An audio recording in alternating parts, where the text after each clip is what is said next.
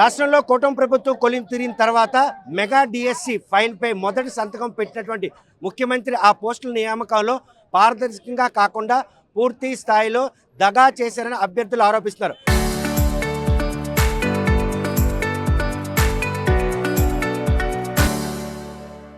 4,000 పోస్టుల్లోనే ఇంత దగా జరిగితే ఉన్న 12,000 పోస్టులు ఇంకే మేరకు అమ్ముకుంటారనే ఆరోపణ మీద వైఎస్ఆర్ కాంగ్రెస్ పార్టీ యువజన విభాగం ఈరోజు ఆందోళన చేపడుతుంది.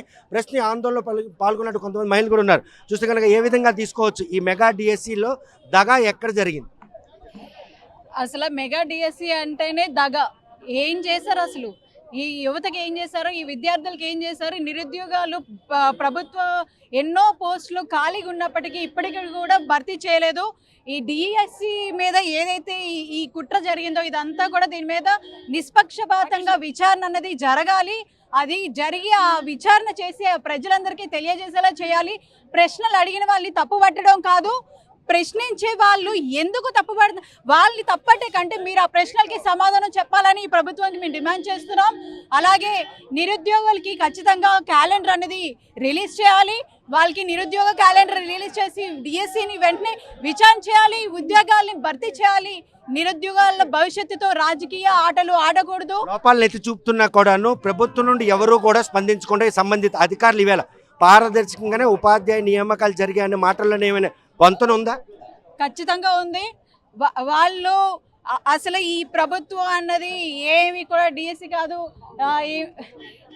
డిఎస్సి కూడా వీళ్ళు ఈ ప్రభుత్వం వైఫల్యం చెప్పుకోవాలి.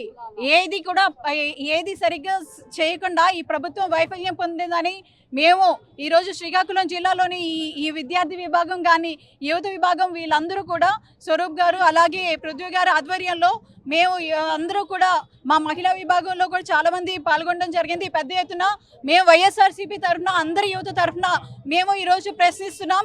ఖచ్చితంగా మా ప్రశ్నలకి సమాధానం చెప్పాలి, లేదంటే వాళ్ళు ఓడిపోయామని ధైర్యంగా ముందుకొచ్చి చెప్పగలిగేలా. అకాడమిక్ స్టార్ట్ అవుతా ఉంది. ఈ నేపథ్యంలో మీరు చేస్తున్న పోరాటం ఫలిస్తుందా? నియామకాలు అవుతాయి అనుకుంటున్నారు? ఖచ్చితంగా ఇది మళ్ళీ జగన్మోహన్ రెడ్డి గారు 2029లో ముఖ్యమంత్రి అయిన తర్వాత మాత్రమే నిరుద్యోగులకు న్యాయం జరుగుతుందని మేము సంపూర్ణంగా భావిస్తున్నాం. నాడు మీరు ఎన్నికలకు వచ్చే ముందు మెగా డిఎస్సి వేస్తామని చెప్పి భారీ ఎత్తున నిరుద్యోగుల దగ్గర ఓట్లు దండుకున్నారు. కాబట్టి ఈరోజు బేషరతుగా మీరు క్షమాపణ చెప్పి ఈరోజు దాని సంబంధిత అధికారులు కానివ్వండి, సంబంధిత మంత్రివర్గం కానివ్వండి, ఈరోజు బర్తరఫ్ చేయాల్సినటువంటి బాధ్యత పెద్ద పెద్ద మాటలు మాట్లాడిన ముఖ్యమంత్రి చంద్రబాబు నాయుడు గారికి ఉంది, ఈరోజు పవన్ కళ్యాణ్ గారికి ఉంది. ఎక్కడైనా ఏదైనా అన్యాయం జరిగితే నేను ముందుంటానని చెప్పిన పవన్ కళ్యాణ్ గారు ఈరోజు నోరెప్పకుండా ఎందుకు ఆయన విలాసవంతమైన జీవితంలో లోపల ఉన్నారో సమాధానం యువతకు చెప్పాలి. నిరుద్యోగులు కానీ ఈరోజు విద్యార్థులు కానీ ఈరోజు మళ్ళీ జగన్మోహన్ రెడ్డి గారు వచ్చిన తర్వాత మాత్రమే న్యాయం జరుగుతుందని మేము సంపూర్ణంగా విశ్వసిస్తున్నాం. నిరుద్యోగులు ఎవరు కూడా భయపడకండి. మీరు ఎవరు కూడా మీ పక్షాన వైఎస్ఆర్ కాంగ్రెస్ పార్టీ సంపూర్ణంగా ఉండి మీకు న్యాయం జరిగే విధంగా మేము మీతో పాటు కలిసి ప్రయాణం చేస్తామని చెప్పి సందర్భంగా తెలియజేస్తున్నాం. యువత ఆకర్షితులై ఈ రోజు కూటమికి ఓటేశారు. ఆ పాపానికే ఈ రోజు శాపంగా మారిందా ఈ దగాడి? ఇది ఆ పాపానికి ఇది మారిందని 100% చెప్పచ్చు. ఎందుకంటే 100% యువత అందరూ కూడా పవన్ కళ్యాణ్ చెప్పిన మాటలన్నింటిలో కూడా అట్రాక్ట్ అయ్యి వాళ్ళందరూ కూడా వాళ్ళని గెలిపించడం జరిగింది. కానీ వాళ్ళకి ఏది న్యాయం జరగలేదు. ఇప్పుడు ఏదైతే మెగా డిఎస్సి అంటారో దానికి ఏది న్యాయం అయితే లేదు. వాళ్ళు మెరిట్ క్యాండిడేట్ని వదిలేసి మెరిట్ ఎవరికైతే రాలేదో వాళ్ళు లంచాలు తీసుకొని రికమెండేషన్ ద్వారా మినిస్ట్రీ ద్వారా వాళ్ళ ప్రభుత్వం ద్వారా ఎవరైతే ఉన్నారో వాళ్ళందరికీ ఇప్పించి తక్కువ మెరిట్ ఎవరైతే రావాల్సిన వాళ్ళు ఉన్నారో వాళ్ళందరూ కూడా తొలగించడం జరిగింది. దీనికి మేము అందరం కూడా మద్దతు తెలుపుతాం. చూస్తే కనుక మెగా డిఎస్సిలో ఈరోజు మెరిట్ లిస్ట్ జాడ్ ఎక్కడా లేకపోవడం వెనకున్న ఆంతర్యం అమ్ముకున్నారు అనడానికి ఆధారాల ప్రకారం 3 చెప్పాలండి. యాక్చువల్లీ చెప్పి చిరాకు వచ్చింది. ఏంటంటే 3 ఆస్పెక్ట్లు ఉన్నాయి. ఇదే కంటిన్యూస్ ప్రాసెస్. మీరు స్పోర్ట్స్ అథారిటీ గురించి ఒకసారి మాట్లాడండి. స్పోర్ట్స్ ఎవడైనా దేనికి ఇస్తారండి? ఇంటర్నేషనల్ లేకపోతే నేషనల్ ఆడితే ఎవరికైనా ఇస్తారు. అంతర్ రాష్ట్రం అయినా ఇస్తారు. అంతర్ జిల్లాలు ఏంటంటే నాకు అర్థం కాదు. అంటే ఇది ఫేక్ సర్టిఫికేటా ఒరిజినల్ సర్టిఫికేటా? ఇక్కడి నుంచి ఎవడో మినిస్టర్ రికమెండేషన్ చేసి టీడీపీ సంతకం పెడతాడు, వాడేమో అక్కడ అప్లై చేస్తాడు, వాడికి మార్కులు రాకపోతే వీళ్ళు సీట్ ఇచ్చేస్తారు. వీడెక్కడ అక్కడి నుంచి వచ్చిన తర్వాత మహానాడుకో కారు ఆయిల్ కొట్టడానికో తిప్పుకోవడానికి డబ్బులు ఇస్తాడు. వీళ్ళకి డబ్బులు లేవు కదా టీడీపీ వాళ్ళకి. మొన్న చెప్పినట్టు చెట్టు అయిపోయింది, పుట్ట అయిపోయింది, రోడ్డు అయిపోయింది, గోడ అయిపోయింది. ఇప్పుడు డైరెక్ట్గా కొన్ని సంవత్సరాలుగా తన జీవనాధారంగా అలవాటు చేసుకునే ఉద్యోగాన్ని కూడా ఈరోజు పేదల చేతి నుంచి లాక్కునే పరిస్థితులు టీడీపీ ప్రభుత్వం తీసుకొస్తున్నారు. కానీ ప్రస్తుతం మీరు చేస్తున్నటువంటి పోరాటంలో కేవలం పార్టీ లైమ్లైట్ కోసమే తప్ప పారదర్శకంగా ఉపాధ్యాయుల నియామకం జరిగిందండి. కన్సల్ట్ అథారిటీయే ఈరోజు బాహాటంగా ప్రెస్ మీట్ పెట్టి సార్ కన్సర్న్ అథారిటీ అంటే అందులో ఎస్సీఆర్టీ ఉంటుంది అనుకుంటాను నాకు తెలుసు. ఎస్సీఆర్టీ అంటే ఏంటంటే ఎవరైతే ఈ పేపర్లు అప్లోడ్ చేస్తారో, ఎవరైతే ఈ పేపర్లు డిజిటలైజేషన్ చేస్తారో వాళ్ళు ఎగ్జామ్ కండక్ట్ చేస్తారు. ఎగ్జామ్ కండక్ట్ చేసినోడికి స్టేట్ ఫస్ట్ రావడం ఏంటంటే నాకు అర్థం కాదు. అంటే ఇది అవినీతి జరిగినట్టేనా? ఇది వాడికి డబ్బులు ఇచ్చి వాడికి పాస్ చేయించి వాడికి ర్యాంక్ ఇచ్చి కృష్ణా జిల్లాలో సోషల్ స్టడీ అసిస్టెంట్గా ఉద్యోగం ఇచ్చారు, కావాలంటే మీరు ప్రూఫ్ చూసుకోండి. ఇది మీరు ధైర్యంగా ఎక్కడైనా చెప్తాను. ఇది అబద్ధమని ప్రూవ్ చేస్తే ఏటి గవర్నర్ చేస్తారో రాజీనామా చేస్తారా నారా లోకేష్ గారు? సిబిఐ ఎంక్వైరీకి వెళ్తారా నారా లోకేష్ గారు? కొన్ని రాజీనామా చేయొద్దు. ఇది నిర్ధారణ జరిగినంత వరకు నారా లోకేష్ గారిని ఆపద్ధర్మంగా ఉండి అది నిర్ధారణ అయిన తర్వాత మీరు కావాలంటే మీరు పోస్ట్కి వెళ్ళండి. మీరు అన్యాయంగా పేదల తాలూకా పొట్ట కొడుతున్నారు. ప్రతి పేదవాడి తాలూకు జీవనాధారాన్ని మీరు కొడుతున్నారు.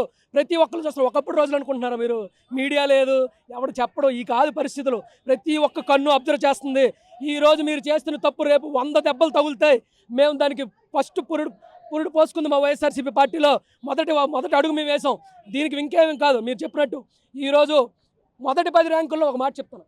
6వ ర్యాంకు 1 నుంచి 10 ర్యాంకులు ఉంటాయి. 1, 2, 3, 4, 5, 6, 7, 8, 9.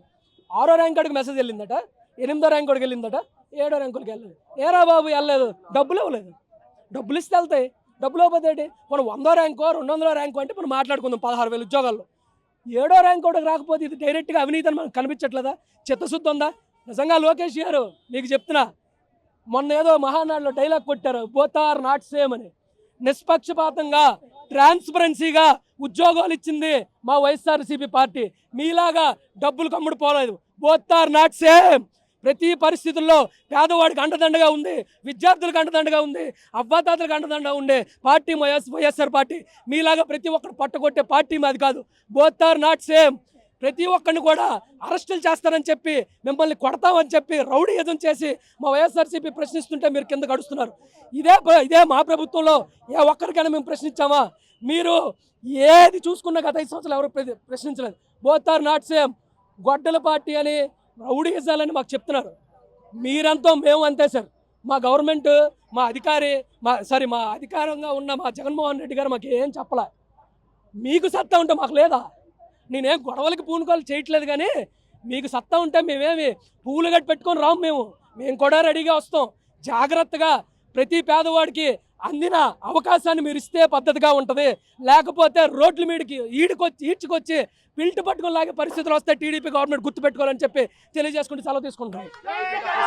ఏదైతే ఉపాధ్యాయుల పోస్టుల నియామకాలు అవినీతి జరిగింది, అర్హులకు మాత్రం ఈరోజు ఉపాధ్యాయ ఉద్యోగాలు రాకుండా కూటమి ప్రభుత్వం మాత్రం ముందుగానే ఏదైతే మెరిట్ లిస్ట్ పెట్టకుండా గోప్యంగా నియామకాలు చేపట్టిందన్నటువంటి పక్కా ఆధారాలతో ఈరోజు ప్రూవ్ చేస్తున్నా కూడాను సంబంధిత మంత్రులు కానీ, ముఖ్యమంత్రి కానీ, ఉప ముఖ్యమంత్రి కానీ ఎవరు కూడా నోరు మెదపకుండా కన్సర్న్ నిర్వాహకులు మాత్రం పారదర్శకంగా పోస్టుల నియామకాలు చేపట్టామని చెప్పడంలో మాత్రం అది అవాస్తవం.